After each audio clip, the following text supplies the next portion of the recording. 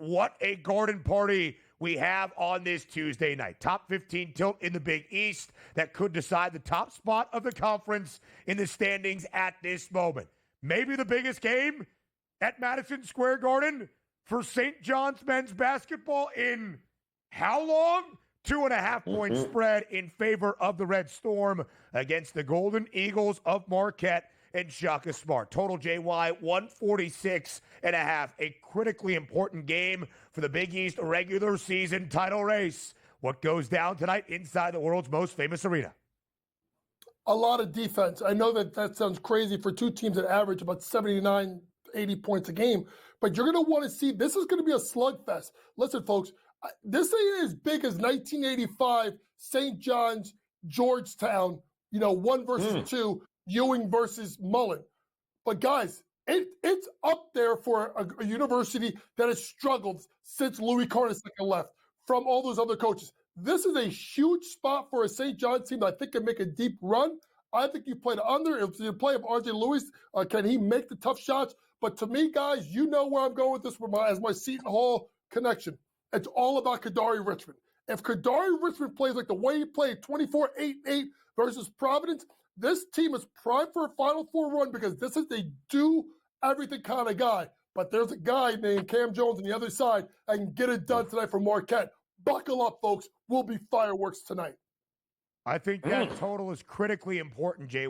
146.5. If the Johnnies play the way that Rick Pitino wants this team structured, fourth most efficient defense in the country, I think we stay even under the bright lights of MSG on this Tuesday. JY, a fade away to the break once again, my friend. Thank you for being here to end out this second hour. Our third and final up next.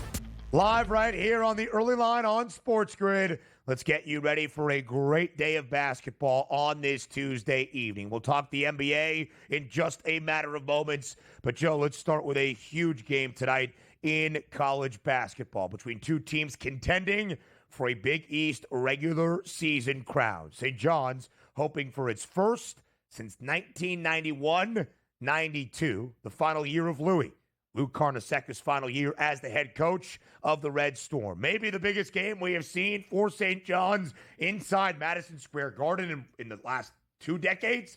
They're a 2.5-point favorite tonight at home against Marquette. 146.5 is that total. Short spread, total of 146 and a hook. How do you see this game playing out between the Johnnies and the Golden Eagles? Well, it's so interesting, Ben, because, I was talking last night about how unbelievably horrific the ACC in basketball has become. And there are some people that have been saying, the Big East, just ain't what it used to be. Well, just take a look. Marquette just had to play UConn, right? Now and they lost. So now they got to take on St. John's. You know who they have after that? Creighton. Then you've got the same situation. When you go over the next couple of weeks here, UConn has got to face St. John's coming up, then Creighton as well. So all of these teams, these 4 big teams in the Big East over the next week, Ben, are all going to be playing one another. And it starts here tonight. The question is, Marquette's got to be careful because already coming into this one with a loss to UConn on Saturday, what happens if they lose this game here? Then all of a sudden they got another impossible game coming up. Yeah, call me crazy. This is a monster game for the Big East. But it also, to me, all depends, and you talked about it with the coach earlier on the total here. Is St. John's really, Ben, going to continue to shoot 24% from the perimeter on the season? Is there going to be some positive regression at some point? Because that's what they're shooting, 24% from long range.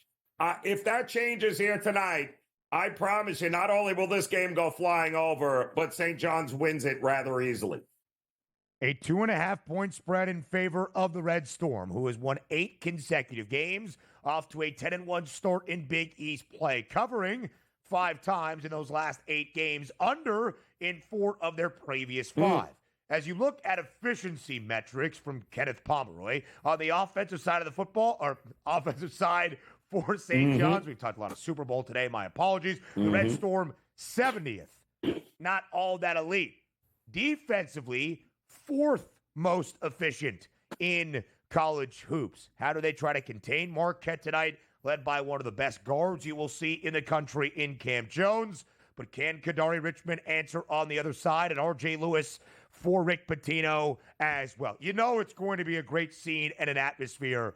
I cannot wait to watch that game tonight. 146 and a hook. Yeah. I think that total is very, very intriguing. The fact that it's even up there, Joe, might be telling you something if you watch St. John's play Providence at the Garden early on Saturday.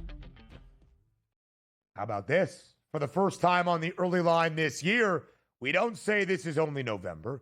This is only December. This is January. This is February, the month before a certain month known as March, with John Rothstein right here on this Tuesday morning on the early line on SportsGrid. Joining us on behalf of the FanDuel Sportsbook and, of course, doing great work for CBS Sports. John, this is February, and we're very glad to have you here. Ben, it's great to be with you. And to start off the opening week of February, a huge Big 12 battle between two teams that desperately needed a win last night at the Fog in Lawrence. Top 20 showdown between 8th-ranked Iowa State and number 16 Kansas. John, both of these teams needed a win. The Jayhawks got it in resounding fashion, winning by 17 and covering as a 2.5-point favorite. 69-52 over the Cyclones, handing the Clones their third consecutive loss. Who showed you more last night inside Allen Fieldhouse? Well, I expected Kansas to respond in a major way after the second half that it played on Saturday against Baylor. And think about this for a second, Ben. In Saturday's second half loss to Baylor, Kansas gave up 60 points. Meanwhile, Monday night against Iowa State, Kansas gave up 52 points. So the Jayhawks, obviously, between Saturday and Monday, made a different commitment defensively, giving up 60 points in the second half against the Bears on Saturday, only 52 in the game. But you also saw something defensively last night from Kansas with Flory Badunga and Hunter Dickinson on the floor at the same time. The interior defense of Kansas went to a different level. A couple of heartbreaking losses for KU in the last few weeks within Big 12 play. Big defensive stand last night. John, they had gone over in 3 straight, entering the matchup against Iowa State, allowing at least 81 points in all 3. A much better performance last night against the Cyclones. Now from the Big 12 to the Big East. Oh boy, what a game we have tonight inside the world's most famous arena. It is 12th ranked St. John's atop the Big East standings at this moment, 10-1 in conference play against the 9-2 Big East team in Marquette, ranked 11th in the country. John, we'll get to the X's and O's. We'll get to the key matchups in just a moment. There you see the numbers on this screen. But for context and atmosphere, tonight inside Madison Square Garden, this is St. John's biggest game inside MSG since when, in your estimation? You know, in terms of this game, Ben, I think, you can obviously make a lot of different cases for a lot of different games given the circumstances. But in terms of the totality of this week, playing Marquette tonight at Madison Square Garden, playing UConn Friday at Gamble Pavilion, this is as big a week as the St. John's program has had in a long time, maybe a quarter of a century. Remember, St. John's has not won a game in the NCAA tournament since 2000. And St. John's, if it can win a pair of games this week, would put itself in the pole position to win at least a share of the Big East regular season title for the first time since the 91-92 season. That's the last year that Lou Carnesecca roamed the sidelines for this program. But, Ben, things like that make for great conversation for people from the periphery, and I understand that. But if you really want to get into the nuts and bolts of things, this is a pretty significant week for St. John's from an NCAA tournament seeding standpoint. I know that the Red Storms have been highly ranked the last couple of weeks, but the facts are the facts. Right now, as of today, St. John's just has one quad one win this season. So in order to have a seed that reflects the type of season that St. John's is having, it needs to start stacking wins against top flight competition. St. John's will still have 2 games against Marquette, 2 games against UConn, a home game against Creighton, and also a road game at Villanova that as of today still falls within the top 1 the top 75 of the net, which makes it a quad one game. A big week begets big opportunity. Tonight in the Garden against Marquette. Friday on the road against UConn. So let's dive into the nuts and bolts, John, of this individual matchup. You'll be watching tonight inside MSG. What is the key matchup between St. John's and Marquette? Well, I think the one thing that we have seen with Marquette is that when Marquette's ancillary pieces play at a really, really high level, guys like Chase Ross and Ben Gold, Marquette goes to a completely different level. So taking away those guys are going to be paramount for St. John's to come away with a win. And St. John's here at some point is going to have to become a more capable outside shooting team. The grit, the determination, all the attributes that make up vintage Rick Pitino teams are great, and it's willed this team to 19 wins in its first 22 games. But to go far in the NCAA tournament, to go to the second weekend of the NCAA tournament, sooner or later you have to knock down some shots. Kadary Richmond, who is starting to separate himself again as one of the best players in the Big East, again, made 2 3-point shots on Saturday against Providence. You can't rely on him to be a consistent outside shooter as of yet, but you can start to have the conversation that Kadary Richmond is starting to look again like Kadary Richmond. An elite performance on Saturday against Providence, and in his last 5 games is averaging about 16 points, 6 rebounds, 6 assists. He's like a Swiss Army knife. The Johnnies, as you see there, a minus money favorite, minus 115 to win their first Big East regular season crown in over 3 decades. Big 12, Big East, Big 10, tonight in Los Angeles at Pauley Pavilion. UCLA hosts number 9 Michigan State. The Spartans suffering their first Big 10 loss, John, over the weekend against USC. UCLA, meanwhile, inspired basketball. They've won 5 in a row. Final minute of this segment. How competitive is tonight's clash in Westwood? Extremely competitive, and it's an opportunity for UCLA to regain its place among the national discussion. I'm talking about being back in the top 20 of the polls. You know, UCLA had a 4-game losing streak at the start of January, but has rallied, you know, over the past couple of weeks for a number of different reasons. The first is obvious. Adai Mara has made a major difference for the Bruins. It's almost like UCLA had a midseason trade and acquired a 7'3" man. And then the X factor for this team continues to be sophomore point guard Dylan Andrews, and he just needs to continue to understand that being good is not the enemy of being an all-conference player. As long as he gets 10 to 12 points and 4 or 5 assists and minimizes his turnovers, UCLA can beat anybody in the Big Ten. A Tuesday night in February. It is one of the beautiful things about college basketball right now. John Rothstein, we thank you as always.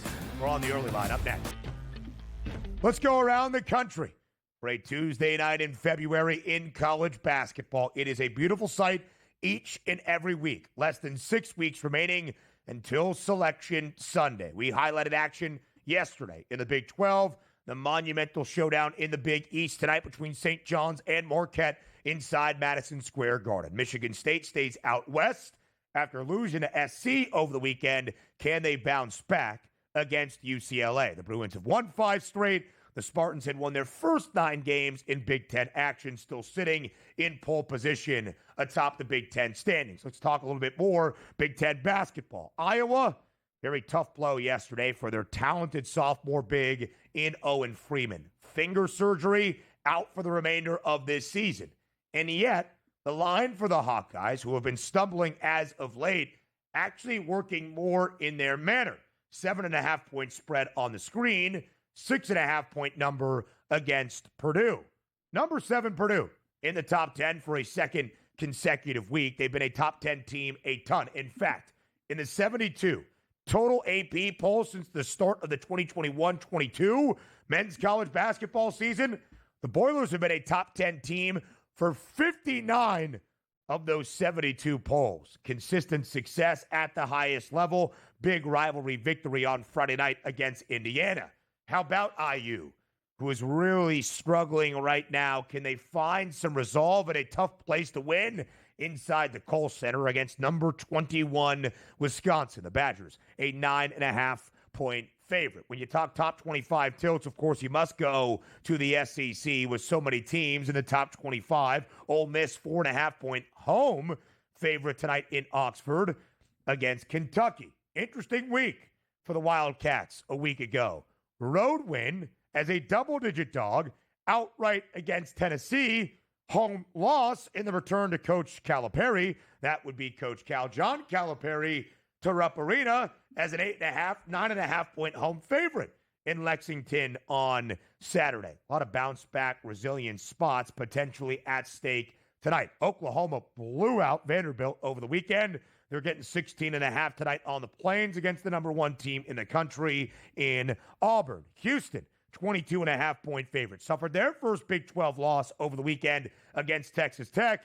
Now expected to show out in a big way tonight in H-Town, laying 22.5 against Oklahoma State. Florida lost by 20 in Knoxville to the Vols. Vandy got beat bad. Both teams coming off a loss. How does it look tonight in Gainesville? Again, so many great games. A couple of very compelling ones in the Big 12. Baylor's been a very up and down team this year for Scott Drew. John Rothstein talked about the resilient second half, doubling up Kansas to come back from a 21-point opening half deficit to literally double up KU, winning the second 20 minutes, 60-30 at home in Waco on Saturday. But they were a 2.5-point home favorite at close. They were expected to win that football game. Much more chaotic, I think, than any odds maker would have anticipated.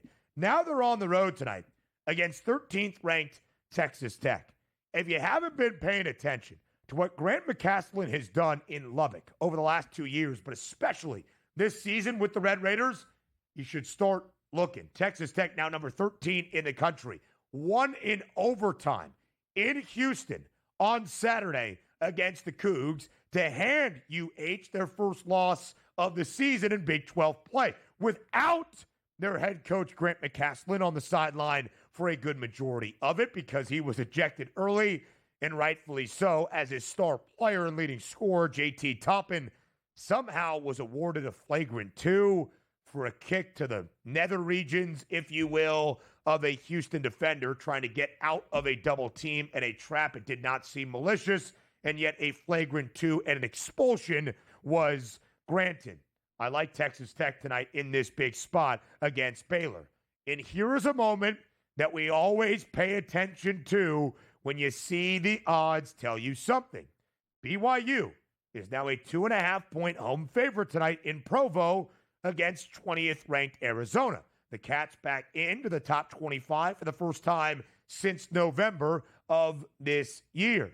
Yegor Dimon, if you don't know his name for BYU, the Russian star for the Cougars, playing really good basketball. And anytime you play in Provo, it is going to be difficult. And we have an unranked home favorite against a ranked team. More often than not, that trend is profitable. All right, that does it for a Tuesday on the early line. Wednesday, so much more Super Bowl coverage from New Orleans here on TEL. It starts at 8 a.m. Eastern Time on the Grid.